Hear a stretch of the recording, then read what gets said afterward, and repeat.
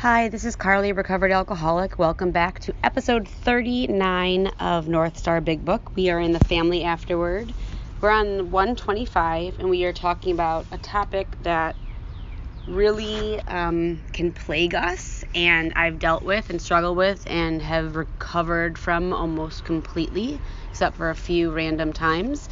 And it's about gossip, and especially gossip in AA.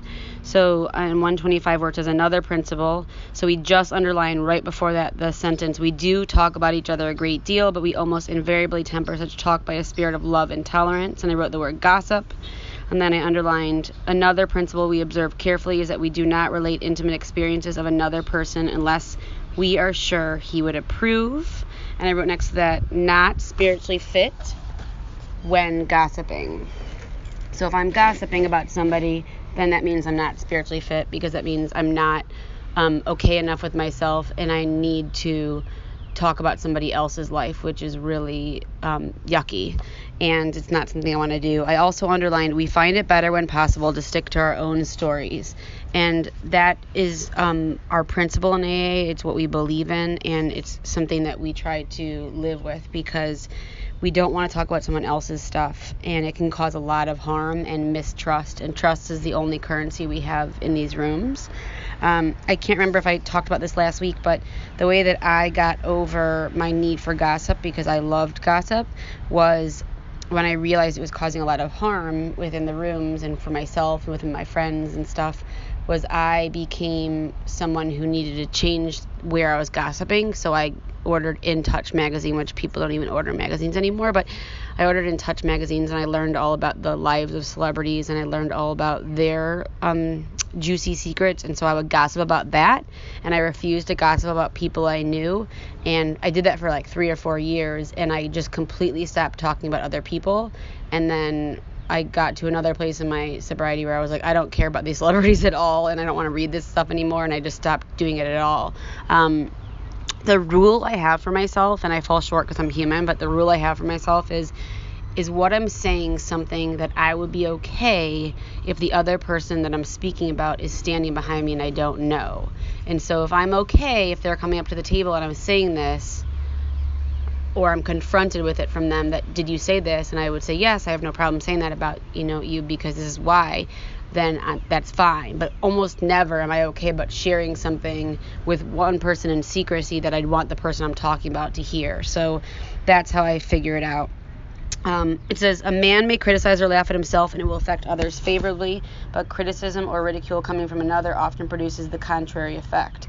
Members of a family should watch such matters carefully, for one careless, inconsiderate remark has been known to raise the very devil. We alcoholics are sensitive people. It takes some of us a long time to outgrow that serious handicap.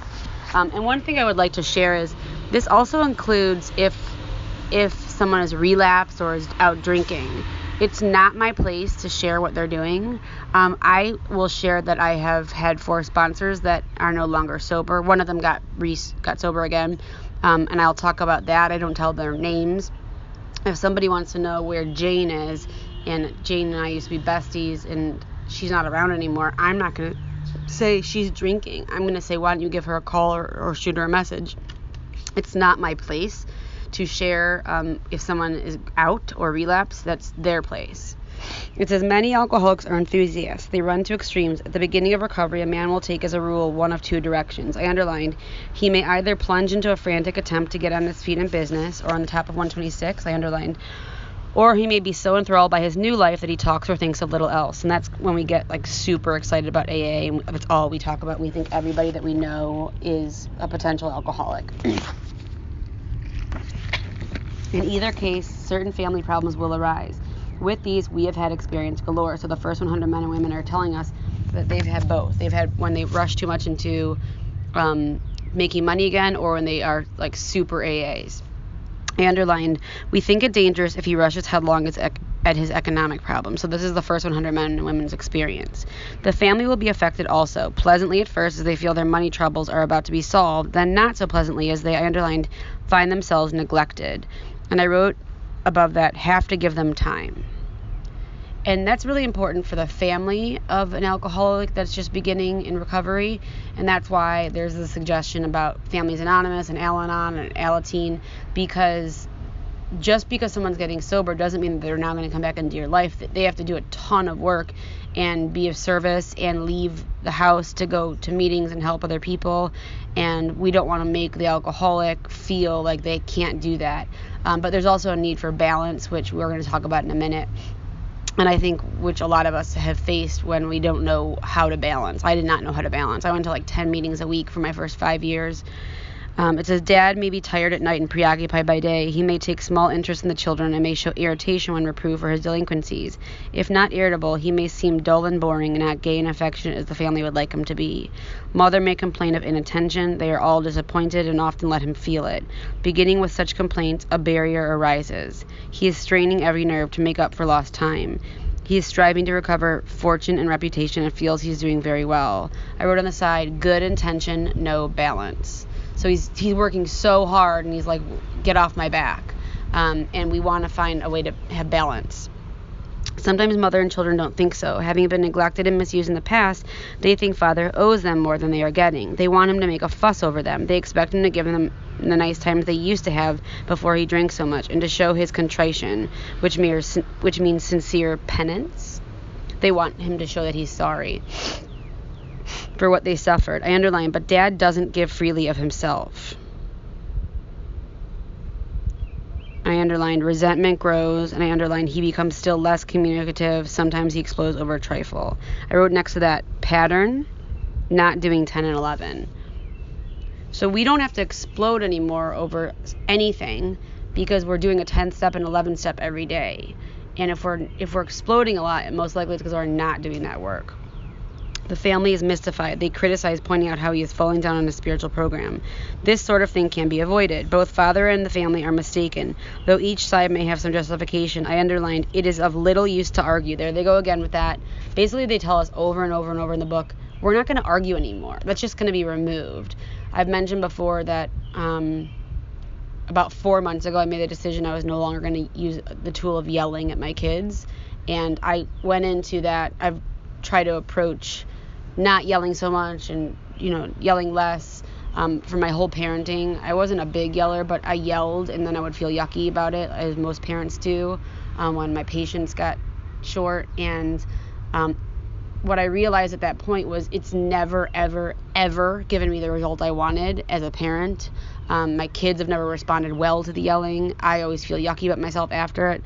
And so when I made the decision that I was no longer going to yell anymore about 4 months ago, I made it with the expectation that I was going to fall short, so I didn't have to feel super anxious that if I did, I was going to be a failure. And I just have one day at a time removed that from my toolbox of parenting. And this idea that we don't argue, that's kind of also come into play with this, because I don't have to argue with them either. Like, I tell them what I need them to hear. Sometimes I have to say it 3 or 4 times because they're on digital or doing whatever. And I don't have to argue with them because there's no power struggle here. It says the family must realize that Dad, though marvelously improved, is still underlying convalescing, which means growing. They should be thankful he is sober and able to be of this world once more. Let them praise his progress. Let them remember that his drinking wrought all kinds of damage that may take long to repair. Remember, that's the reminder that it takes time to fix everything that we've caused harm with.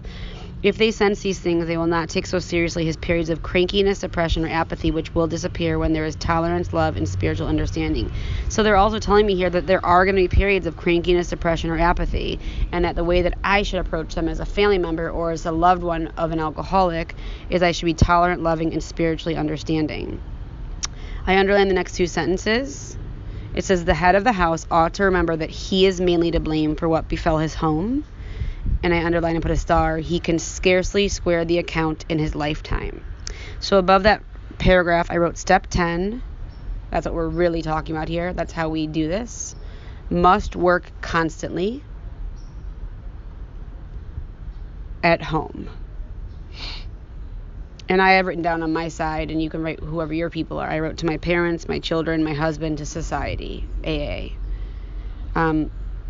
if I want to know how long it's going to take until I square my account with making things right with the people I harmed over and over and over and over and over again, it's for my lifetime.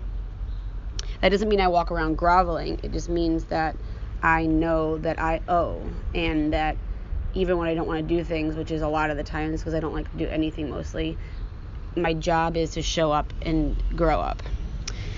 But he must see the danger of overconcentration on financial success. Although financial recovery is on the way for many of us, we found, I underline the rest of the paragraph, we could not place money first. For us, material well-being always followed spiritual progress. It never preceded.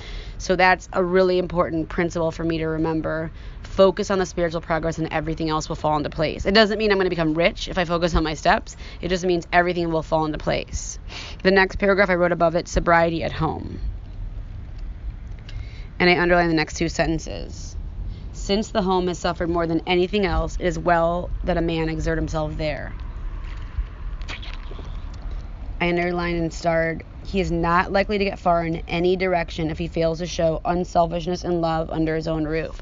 So they're reminding me that that's where I need to show the unselfishness and love, and that I can be the greatest person in AA and the greatest person on the streets, but if I'm not kind to my family and I'm yelling and I'm not taking care of my business and I'm not paying my bills and I'm not being unselfish and kind and helpful, then really I don't know what I'm doing.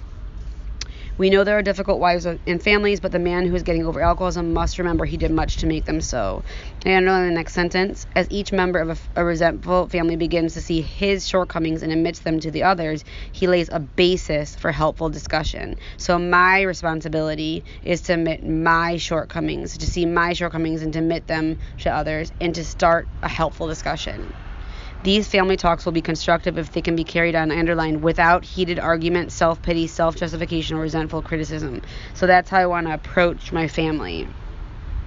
And I have had a hard time with that, especially with the resentful criticism or the heated argument.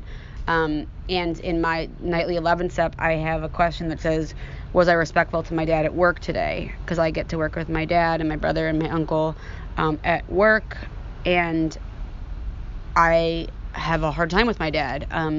We butt heads a lot, and he literally works like 1.5 feet away from me.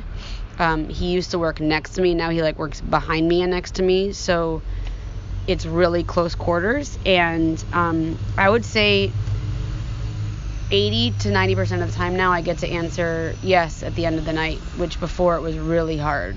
It's practice. He doesn't change his behavior, I change mine. And my responsibility is that I'm supposed to behave.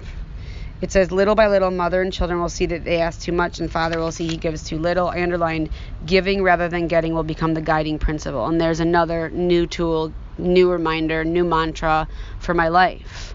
Focus on what I can give. Just like they talked about on page 100. Think about what you can bring to the situation. Assume, on the other hand, that father has at the outset a stirring spiritual experience. Overnight, as it were, he is a different man. He becomes a religious enthusiast. He is unable to focus on anything else. As soon as the sobriety begins to be taken as a matter of course, the family may look at their strange new dad with apprehension, then with irritation. There is talk. I underline the word talk. I wrote on the side, not spiritually fit, all talk. And then I put talk in quotation marks. Not spiritually fit, all talk. Someone who's spiritually fit is living that way. They're not talking about it. They're not telling everyone what they should or shouldn't do. Actually, someone who's spiritually fit is never going to tell anyone what they should or shouldn't do. It says, there is talk about spiritual matters morning, noon, and night. He may, I underline the word demand, that family find God in a hurry. And I wrote on the side, no demanding of others.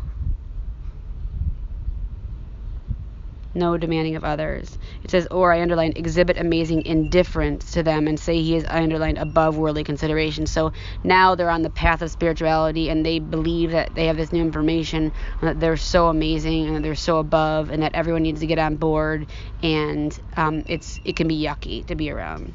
He may tell, I underline that word tell, because remember, it's words, not actions, and for this alcoholic, action is the only thing that matters. He may tell mother, who has been religious all her life, that she doesn't know what it's all about, and that she had better get his brand of spirituality while there is yet time. When father takes this tack, the family may react unfavorably. They may be jealous of a God who has stolen dad's affections. While grateful that he drinks no more, I underlined, they may not like the idea that God has accomplished the miracle where they failed. I wrote on the side, step 2. That's how that happens from the beginning of that belief. And then I wrote through working 1 through 9. So God has accomplished the miracle where they had failed. It starts in step 2 through working 1 through 9. And by doing 10, 11, and 12. So we need all 12 steps in order for the miracle to happen. It's not God just doing it. It's God and us doing the work. They often forget that I underlined and circled, Father was beyond human aid. That's a reminder. Don't forget, there was nothing that anyone could have done. I always say if there's anyone in the entire world that could have gotten me sober, if a human power could have done it, it would have been my mom, because she wanted me to be sober more than anything. They may not see why their love and devotion did not straighten him out.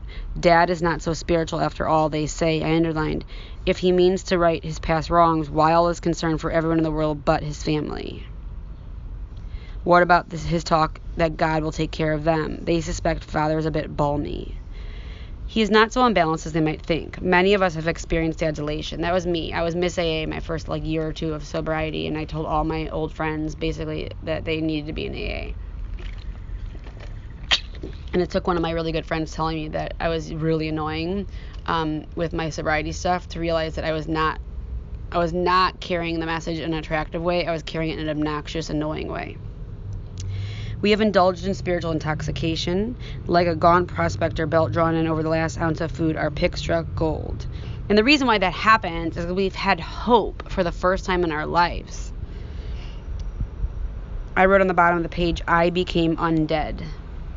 That's why I get so excited. That's why we get so excited. But we have to remember what the book tells me, especially in working with others, that I need to not push it. I need to make it attractive.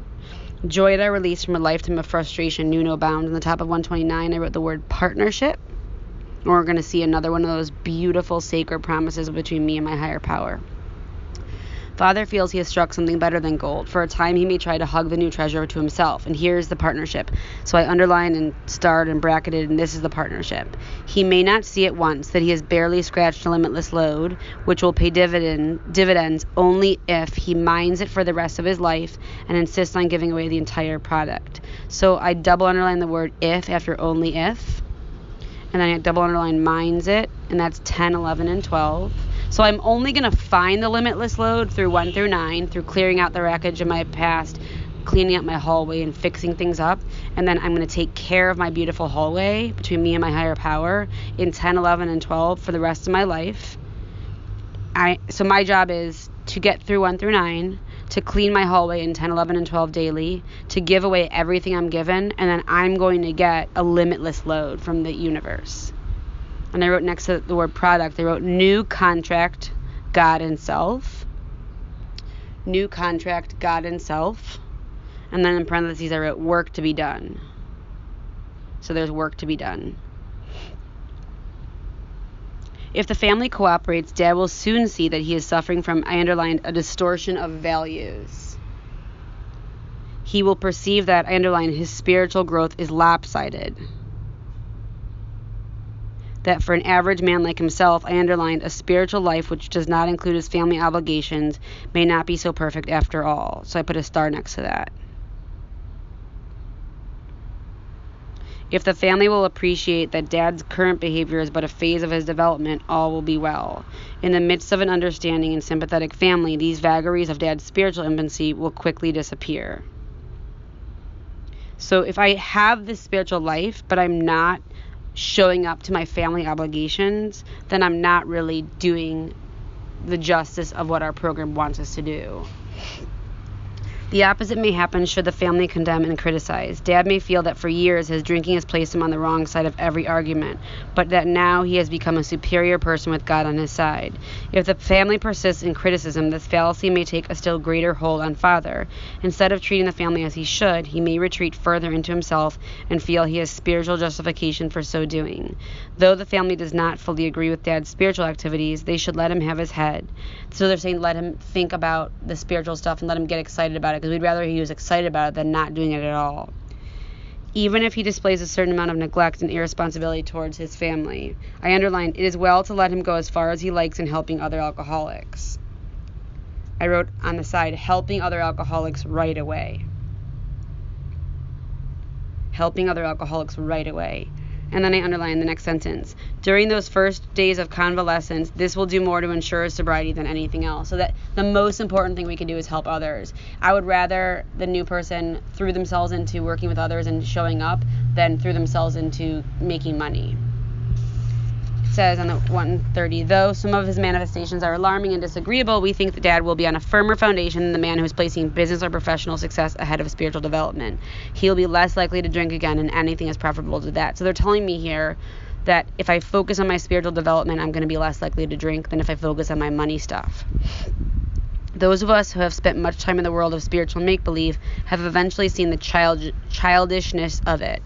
I underline the next part, which just says, this dream world has been replaced by a great sense of purpose, accompanied by a growing consciousness of the power of God in our lives. And then I underlined, we have come to believe he would like us to keep our heads in the clouds with him, but that our feet ought to be firmly planted on earth. And I wrote on the side, true director is God.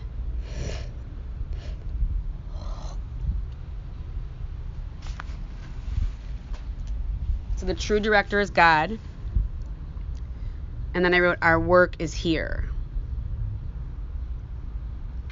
Our work is here. We have come to believe he would like us to keep our heads in the clouds. So I want to always think about what does God want for me, but I need to put my feet on the ground, take care of my feet, because that's going to be taking care of the action. If I listen to my head versus my feet, I'm never going to get to where I need to go. So I need to have God direct my head, and then I can listen to my head with God directing my head, and I let my feet do the walking. That is where our fellow travelers are, and that is where our work must be done. These are the realities for us. We have found nothing incompatible. This is the first 100 men and women. Between, I underlined, a powerful spiritual experience and a life of sane and happy usefulness. I underlined that. And I wrote on the side, finally have a purpose. So we finally have a real purpose in our lives. We get to be happy and useful. It says one more suggestion. Whether the family has spiritual convictions or not, they may do well to examine the principles by which the alcoholic member is trying to live. They can hardly fail to approve these simple principles, though the head of the house still fails somewhat in practicing them. Nothing will help the man who is off on a spiritual tangent so much as the wife who adopts a sane spiritual program, making a better practical use of it. There will be other profound changes in the household. Liquor incapacitated father for so many years that mother became head of the house. She met those responsibilities gallantly. By force of circumstances, she was often obliged to treat father as a sick or wayward child. Even when he wanted to assert himself, he could not. I underlined, for his drinking placed him constantly in the wrong. Mother made all the plans and gave the directions. When sober, father usually obeyed. Thus mother, through no fault of her own, became accustomed to wearing the family trousers. Father, suddenly coming to life again, often begins to assert himself. This means trouble unless the family watches for these tendencies in each other and comes to a friendly agreement about them. So there's going to be a shift again once someone gets sober, and you have to realize that it's going to take time for everyone to get used to that this person is now trustworthy. I remember when my parents got sober, I was 13, and when they started trying to parent me again, I gave my parents hell, because I was like, you haven't been here at all. Like, what are you doing? And it took me until I got sober till I would really let them parent me. On the top of the page, this is something I wrote. You do not need to write it if it's not your experience. But because I got sober before I had children, I wrote, my children have never had to see a drunk mother, which is probably the greatest gift I can ever give them. My children have never had to see a drunk mother. And then in parentheses, I wrote 10, 11, and 12 will keep it that way. So if I don't do my 11-step morning meditation and reading and my 10-step every day, then what I'm basically saying is that I'm okay with my children having a drunk mother one day. Because if I stop doing that work, that's how it's going to happen. It says, drinking isolates most homes from the outside world. Father may have laid aside for years all normal activities, clubs, civic duties, sports. When he renews interest in such things, a feeling of jealousy may arise. The family may feel they hold a mortgage on dad so big that no equity should be left for outsiders. Instead of developing new channels of activity for themselves, mother and children demand that he stay home and make up the deficiency. At the very beginning, the couple ought to frankly face the fact that each will have to yield here and there if the family is going to play an effective part in their new life.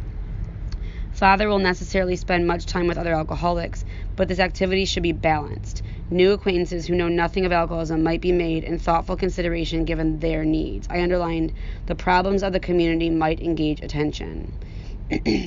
Though the family has no religious connections, they may wish to make contact with or take membership in a religious body. Alcoholics who have derided religious people will be helped by such contacts. So basically they're saying once we start to do the work, we become recovered and we can become useful in all areas of our life. Being possessed of a spiritual experience, the alcoholic will find he has much in common with these people, though he differ with them on many matters. I underlined, if he does not argue about religion, he will make new friends and is sure to find new avenues of usefulness and pleasure. He and his family can be a bright spot in such congregations. I underlined, he may bring new hope and new courage. I wrote on the side, what we can bring. So again, they're talking about what are you bringing to the table. To many, a priest, minister, or rabbi who gives his all to minister to our troubled world.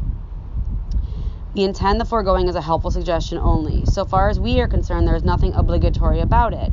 As non-denominational people, we cannot make up others' minds for them. Each individual should consult his own conscience.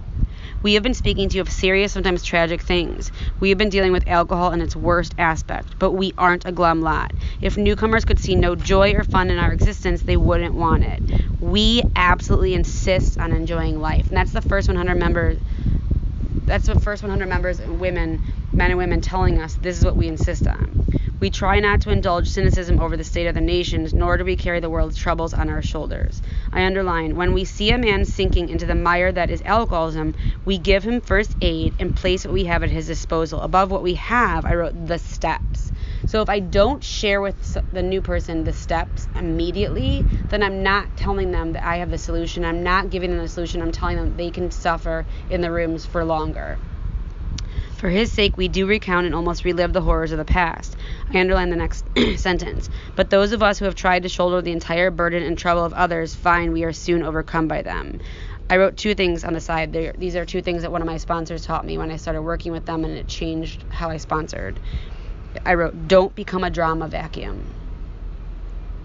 Don't become a drama vacuum. So if one of my sponsees has got a lot of drama going on, I don't have to take it on. I can have them inventory it, pray about it, meditate about it. I can guide them with the solution, but I do not have to take on their drama. So don't become a drama vacuum. And I wrote, work with the willing. The willing will not stay in the drama. They will move towards a solution. So we think cheerfulness and laughter make for usefulness. Outsiders are sometimes shocked when we burst into merriment over a seemingly tragic experience out of the past. But why shouldn't we laugh? I underlined, we have recovered and have been given the power to help others. I circled that word recover because there's that promise again. And I double underlined to help others because that's my new truth. That's my new purpose. Everybody knows that those in bad health and those who seldom play do not laugh much. So at the top of 133, I wrote guideline for living. Let each family play together or separately as much as their circumstances warrant. I underline, we are sure God wants us to be happy, joyous, and free. So right there, they're telling me what the first 100 men and women think that God wants them to be, and that is happy, joyous, and free. We cannot subscribe to the belief that this life is a vale of tears, though it was once just that for many of us. But it is clear that, I underline, we made our own misery based on the decisions out of fear, selfishness, dishonesty, resentment that I've chosen. God didn't do it. I underlined the rest of the paragraph and I put a star next to it. Avoid then the deliberate manufacture of misery, but if trouble comes, cheerfully capitalize it as an opportunity to demonstrate his omnipotence. And I wrote next to that life. So when it's basically when trouble comes, when life happens, show us. Come to the meetings and tell us and talk about how you stay sober through this. That's the most powerful thing that I can hear. Sorry for the sirens in the back. Now about health. It's just a reminder of gratitude. So let's take a little prayer for whoever is suffering right now. Now about health. A body badly burned by alcohol does not recover overnight, nor do twisted thinking and depression vanish in a twinkling. We are convinced that a spiritual mode of living is a most powerful health restorative. We who have recovered, I double underlined that word recovered and I circled it because there's that promise again. From serious drinking, I underline are miracles of mental health. It's a miracle that I'm able to even read today from all the things I put in my body. But we have seen remarkable transformations in our bodies. Hardly one of our crowd now shows any mark of dissipation. I wrote on the side, miracles can happen through medicine, Miracles can happen through medicine because God gave us that expertise to be of help. God gave us that expertise to be of help.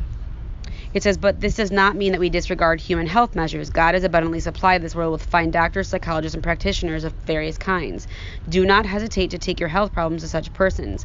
Most of them give freely of themselves, that their fellows may enjoy sound minds and bodies. Try to remember that though God has wrought miracles among us, we should never belittle a good doctor or psychiatrist. Their services are often indispensable in treating a newcomer and in following his case afterward. Some of the people who have saved my life are my doctors and psychiatrists. When the student was ready, the teachers appeared. One of the many doctors who had the opportunity of reading this book, that's Silkworth, in manuscript form, told us that the use of sweets was often helpful, of course, depending upon a doctor's advice. He thought all alcoholics should constantly have chocolate available for its quick energy value at times of fatigue. He added that occasionally in the night a vague craving arose, which would be satisfied by candy. Many of us have noticed a tendency to eat sweets and found this practice beneficial. I wonder if this is why we have donuts and cookies at meetings. A word about sex relations. Alcohol is so sexually stimulating to some men that they have overindulged. Couples are occasionally dismayed to find that when drinking is stopped, the man tends to be impotent. Unless the reason is understood, there may be an emotional upset. Some of us have had this experience only to enjoy in a few months a finer intimacy than ever. There should be no hesitancy in consulting a doctor or psychologist if the condition persists. We do not know of many cases where the difficulty lasted long. The alcoholic may find it hard to reestablish friendly relations with his children. Their young minds were impressionable while he was drinking. Without saying so, they may cordially hate him for what he has done to them and to their mother. The children are sometimes dominated by a pathetic hardness and cynicism. They cannot seem to forgive and forget. This may hang on for months, long after their mother has accepted Dad's new way, I underlined, of living and thinking, because I have to change both, how I live and how I think. I wrote on the side, have a right to make amends. So we have a right to make amends. We don't have a right to ask for forgiveness, because that's selfish and manipulative. I can't ask for forgiveness. I know I'm going over. I just want to finish this last part. I underlined, in time they will see that he is a new man. And I circled they will see, and I wrote above that action. So the only way that you can see someone is new is by our action. In their own way, they will let him know. And I underlined the word when. When this happens, not if. They can be invited to join in morning meditation, and they can take part in the daily discussion without rancor or bias. From that point on, progress will be rapid. Marvelous results often follow such a reunion. So on the top of the page, I wrote living on a non-spiritual basis with family, and then I wrote not recovery. So if I'm living on a non-spiritual basis with my family, that's not being recovered. Whether the family goes on a spiritual basis or not, I underline the alcoholic member has to if he would recover. And I circled that word has to. The others must be convinced of his new status beyond the shadow of a doubt. I underlined seeing is believing in most families who have lived with a drinker. And I circled seeing is believing, and I wrote action. This next two paragraphs I'm not going to read. You're welcome to read it. It's basically about a wife that nagged her husband to stop drinking coffee and smoking cigarettes, and then he ended up drinking because he wasn't doing his spiritual program, and now he drinks coffee and smokes cigarettes, and everybody's happy. On the bottom of the page it says first things first, and I wrote sobriety. Live and let live, I wrote tolerance. And easy does it, and I wrote but do it. Sorry I went over. We are going to start next week on to employers, and I hope you have an amazing week. It's up to you. Thanks.